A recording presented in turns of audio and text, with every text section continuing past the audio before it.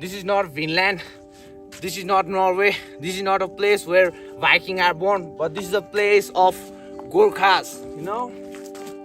Look at the mountains where we are from. अहिले चाहिँ बिहानको 5:42 5:42 भइसकेको छ होइन सबैलाई मर्निङ र आज पनि उठेको छैन म मात्र उठेको किनकि आई वान्ट टु सी बिहानको होइन यस्तो दामी भ्यू कस्तो छ भनेर हिजोको भिजम हिजो चाहिँ एकदम मजाको पानी परिरहेको थियो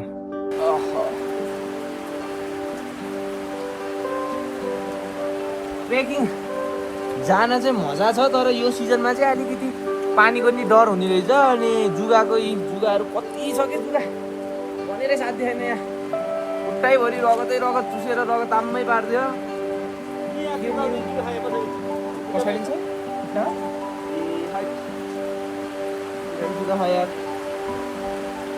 ठिकै छ चलिरहेको अब यहाँबाट हामी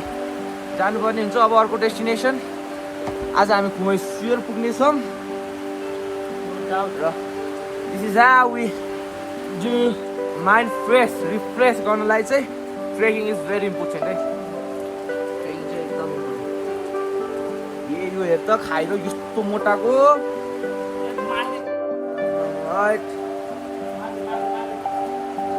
जिएस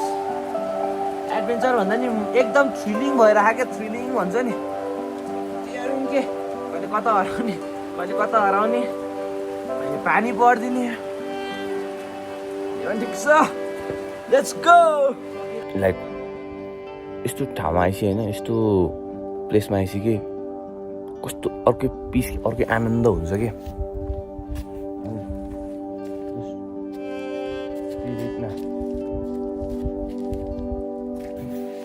हुन्छ नि त कतिलाई स्ट्रेस हुन्छ कतिलाई हुन्छ नि त आफ्नो प्रब्लम हुन्छ नि त त्यस्तो बेलामा चाहिँ होइन यस्तो ठाउँहरूमा आएपछि चाहिँ एकदम फ्रेसनेस हुन्छ कि त्यही भएर sometimes you have to travel सधैँ त जाने होइन ट्राभल तर विकमा या मन्थमा चाहिँ एकचोटि चाहिँ ट्राभल गरेर राख्नुपर्छ दिस प्लेस इज कल्ड कुमाई होइन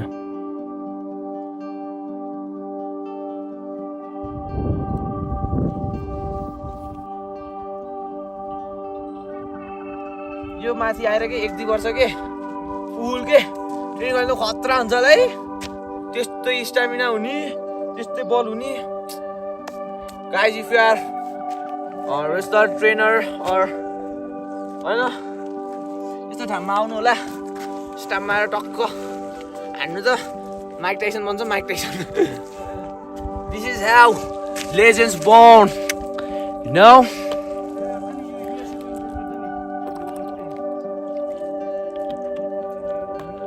यस्तो ठाउँमा आएपछि चाहिँ मनलाई हुन्छ नि अर्कै शान्ति पाउँछ कि अर्कै त्यो सेल्फ सेटिस्फ्याक्सन भन्छ नि सेल्फ सेटिस्फ्याक्सन एकदम एम्टी भइजान्छ कि दिमाग कि एम्टी के माइन्ड कि एम्टीनेस के एकदम यस्तो दामी हुन्छ पहाडै पहाड होइन माउन्टेन्सहरूको बिचमा बस्दा त अनि so look at the back side of me beautiful rainbow with 7 colours यही हो क्या ट्राभलिङको मजा ट्रेकिङको मजा भनेको sometimes you have to travel just to find yourself no that's how we do man लाइफमा होइन कमाउने भएपछि चाहिँ यु हेभ टु ट्राभल है ट्राभल गर्न चाहिँ सिक्नुपर्छ ट्राभल गर्न नि सिक्नुपर्छ ट्राभल नि गर्नुपर्छ अनि किनकि छुट्टै पिस अफ माइन्ड दिन्छ छुट्टै जुन छुट्टै एक्सपिरियन्स पनि हुन्छ कि एडभेन्चरको थ्रिलिङको होइन त्यही भएर कमाइसी चाहिँ यस्तो ठाउँहरू जानु यस्तो रमाइलो भ्यूहरूलाई अवलोकन गर्नु कालो रातपछि बिहानी आउनेछ भन्छ नि उज्यालो बिहानी आउनेछ भन्छ नि टुटे कालो रात मतलब हिजो चाहिँ यस्तो पानी परेको थियो होइन हामी सोचेकै थिएनौँ खोल्छ भनेर तर आज खोलेर यस्तो दामी ब्युटी आएको छ नि नेचरको यस्तो दामी ब्युटी आएको छ mind blowing mind just feel it, man. Just feel it, man. Just feel it.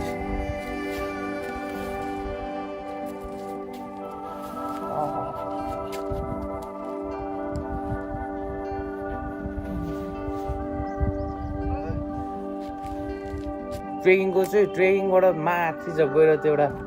सेन्टरमा गएपछि त्यहाँबाट त्यो भ्यू आउँछ नि हो त्यो भनेको चाहिँ कस्तो भन्दाखेरि तेरो लाइफलाई चाहिँ टक्क म्याच गर्न मिल्छ है कसरी म्याच गर्न मिल्छ भन्दाखेरि भाइ लाइफमा पनि सबभन्दा माथि गएपछि टपमा गएपछि तलको भ्यू खतरा हुन्छ नि त त्यस्तै ट्रेकिङमा पनि माथि गएपछि तलको भ्यू रेन्ज खतरा हुन्छ अनि भित्र चाहिँ स्ट्रगल माथि जानुको उसमा चाहिँ स्ट्रगल अनि फेरि फल डाउन भन्ने हुन्छ लाइफ पनि फल डाउन भन्ने हुन्छ ट्रेकिङमा पनि फल डाउन हुन्छ तल झर्नेलाई यस्तो छिटो झर्छ नि फल डाउन भनेको पनि त्यही हो होइन कुरा त मिलेन त नि यस्तरी झर्छ त्यो म्याच हजुर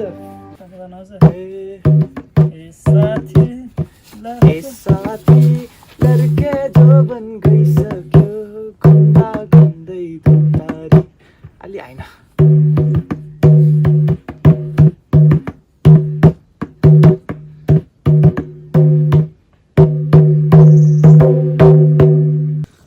ल दाइ खानु बाबु खानु सेलाउँछ तातो खानु खानु ल दाइ घिउ पुग्दैन भने म अर्को नि ल्याइदिन्छु फेरि अलिक कोही बेला त अलिक घिउ अलिक बढी खायो भने त छेरपटे लाग्छ भन्छन् क्या त्यो भएर खानु टन्न छ बाबु यहाँ अर्ग्यानिकै हो सबै टुसा न्युरो दादा खाएको है त खानु खानु बाबु अब नुनहरू के कसो भयो बरु नुनहरू भएको छैन भने थप्नु कहाँनिर हराउनु भयो त तपाईँहरू यस्तो हराउने बाटो त थिएन अब हराउनु बाटो थिएन त्यही नै हराइयो त्यहाँ रुख ढालेको रुख ढालेको रहेछ ए ऊ यहाँ हिले आउनु भन्दा पहिला हिले आउने पछि हो क्या हिले आउनु डाइरेक्ट माथि उडेको डाँडाको अनि हामी सोचे त्यताबाट फेरि अलिअलि पानी नै झरेको थियो कि अनि माथि नै अलिअलि बाटो जस्तो थियो यतातिर परपट्टि त्यो बाटो गएको फाँडेको ठाउँ त्यो रुख ढलेको ठाउँ नफाँदे रहेछ त्यहाँ त नफाँडे रहेछ हिजो कसरी आयो फेरि त्यो रुख ढलेको त अस्ति हो हिजो 2 जना आएको थियो यो बाटो सफा गर्नेहरू 5 जना आएको थियो र त्यो खैरेहरू 10 जना भनेपछि तिनीहरूले एउटा यता गयो होला एउटा गयो होला नि त नेपाली गाइड पनि छ ए नेपाली गाइड भएपछि त्यसले ल्याइदियो होला नि फेरि 3 जना गएर यहाँबाट सक्दैन भनेर फर्केको हजुर तिनीहरू त पोखर पुगे रहेछ कसरी गयो तिनीहरू त हराइन फेरि होइन त्यहाँ हामी त झुकेको के त्यहाँबाट जाँदाखेरि बाटो सुरुमै देख्दा बाटो नदेखेको तल रहेछ अलिकति बाटो अनि त्यहीँ खस्यो हामी धन्दाले ऊ त्यो गोड भएको ठाउँमा पुगेन ऊ त्यो खाली ठाउँ नि त्यो भैँसी गोड छ नि ऊ खाली ठाउँ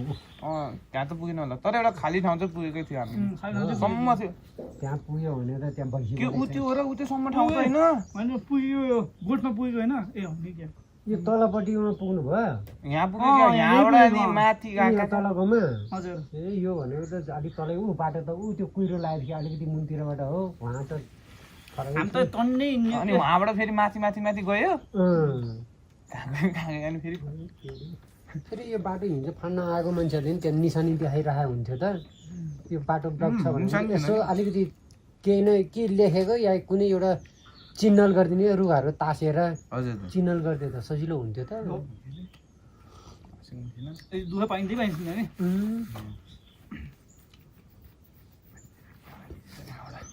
खानु भएको बिस्तारै खानु आरामले पुगिन्छ खोमै त रमाइ पानी नपर्दै हुन्थ्यो बरु रमाइ पुगिन्छ फेरि रमाइ पुगिन्छ भनेर फेरि मजाले त नभन्नुहोस् बरु आफ्नो ठाउँमा पुगेपछि अब हामी घुमेबाट भोलि कोर्चन जान्छ भने त कति घन्टा लाग्छ पुगिन्छ होला 1.5 घन्टा 1.5 घन्टामा पुगिन्छ हिँड्ने नै अन्त आजै पुगिन्छ नि कोर्च यहाँबाट 5 घन्टा त हो ए तपाईँको 8 बजेसम्म उज्यालो हुन्छ हजुर यहाँ पो यो जङ्गल छ र अहिले तपाईँको 7 बजेबाट यो रुखहरूले गर्दा आँधिरो देख्छ माथि गएपछि त तपाईँको त सबै नाङ्गो डाँडा छ उज्यालो भइरहेको छ हजुर ए 8 बजेसम्म उज्यालो हुन्छ हिजो म 7 बजे यहाँ झर्दा त उज्यालै थियो कोर्चन चाहिँ भोलि जाने भनेर ए हुन्छ भोलि जाने कि अहिले जाँदा ठिक हुन्छ है भोलि जाँदा ठिक हुन्छ विचार गर्नु अब यसै आयो उसै आयो जान्छु भयो भनेदेखि जानुहोस् के अरे न त खोमै भोलि पानी पर्दियो नि बरु खोमै नै खोमै नि राम्रै छ है खोमै नि ठिकै छ हजुर राम्रो ठाउँ हो नि खोमै पनि कोर्चुङ त त्यो यस्तो डाँडा मात्रै भएर हो खोमै त सम्म छ नि खोमैमा त प्लेन छ माथि त तपाईँको त त्यो डाँडा एकदम 360 देख्छ भन्ने मात्रै हो उम्, खोमेबाट पनि सबै देखिन्छ हिमाल त यहीँबाट पनि देखिन्छ के अरे खुइलो भने खुल्दै खुलेन कति दिन भयो नखुलेको धेरै भयो होला आई बिहान त तपाईँको त्यही 5 बजे वरिपरि त एकैछिन त खुलेकै त्यहाँ ढाकिहाल्यो सनसेट लाग्यो सनसेट राम्रो हुन्छ होला सनसेट चाहिँ भरेसम्म खोइ हेर्न पाउँछ कि ए हजुर हेर्न पाउँछ कि पाइएला आज चाहिँ तल माथि गएको त्यति याद गर्नु भएन कोही नि माथि त कोही तपाईँहरू मात्रै ए तपाईँहरू मात्रै हिजो 2 जना एउटा केटा र केटी गएछ तिनीहरू फर्केको छैन ए खोमेमा अफ बसिदियो सिजन भएर नि हो कि के हो हजुर पानी पर्ने सिजन भएर नि हो कि मान्छेहरू धेरै अहिले नहिँड्ने त यो सिजनै होइन नि बाबु उम्. यो त अहिले तपाईँको बर्खा मास लाग्यो सबै खेती किसानकै उसमा छ हजुर अनि त्यो माथि यो जुगा देखेरै मान्छे आउँदैन क्या त तपाईँहरूलाई त के लाग्यो र आमा अस्ति बिचरा 4 जना भाइहरू आएको हजुर उहाँबाट नयाँ ऱ्याङ्कोट किनेर ल्यायो होला बिचरा यहाँ हिले कताबाट त्यो ऱ्याङ्कोट ओढेर आएछ ऊ त्यो माथि आएर ऊ त्यहाँ माथि भैँसी गोठको उस छ त्यहाँ लगेर त फालिदिएछ जुगा ट्याम्मै भयो भनेर भोलि भनेर मैले लिएर आएर फेरि सुकाएर राखिदिएर भोलि तिनीहरू आउनु किन फालिदिएको त्यहाँ लिएर जाऊ चाहिन्छ भनेर ए जुगा रहेछ दाइ गयो त्यो जुगा सुगा भनेर फेरि यहाँ राखिदिएको थियो सुकाएर भोलि लाएर गयो बिचरा यो आफ्नो उस चाहिँ लिनुपर्छ मोबाइल मेन त यो मोबाइलहरू जोगाउनु हजुर चाहिने नै यो हो नि त्यो त हो घाँटा त्यो जुत्ता सुत्ता त भिजोस् न भरे उहाँ आगो फुकिदिन्छ आगो फुक्यो भने सुकाउनु कपडा सपडा सुकाउन पाउँछ क्या हजुर क्याम्प फायरहरू गरिदिन्छ हजुर उसै छैन यहाँ हजुर एक्लै हुनुहुन्छ दाइ म अहिले एक्लै छु ए सिजनमा त हामी 2-3 जनै बस्छ ए सिजनमा त नआएर मान्छे टन्नै होला है ठ्याप्पै यहाँ बाहिर क्याम्पिङ गरेर बस्छ ए अब हजुर बिचरा आगो मान्छेले खोइ छैन भन्न मिलेन नमिलेपछि भयो हामी त यहाँ बाहिर हुने नि बस्छु भन्छ नि क्याम्पिङ गरिदिन्छ ऊ त्यहाँ आगो त्यत्रो मुढो ल्याएर आगो फुक्यो रातभरि ऊ गाँजा खानेहरू गाँजा खान्छन् ऊ छुट्टै छ खतरै रहेछ त रौसी खाने रौसी खान्छन् यहाँ त त्यसैको लागि आउने हो बाबु मान्छे त ए हजुर दाइ यहाँ न पुलिसको डर छ न के को डर छ स्वतन्त्र तरिकाले खान पाउने भयो त्यो चाहिँ खानु ल्याउँछ है बाबु ल दाइ भन्नु न त आएन फोन गर्नु साथै त्यो भाइले उठाउनु भन्नु न त्यही भाइले फोन हानेर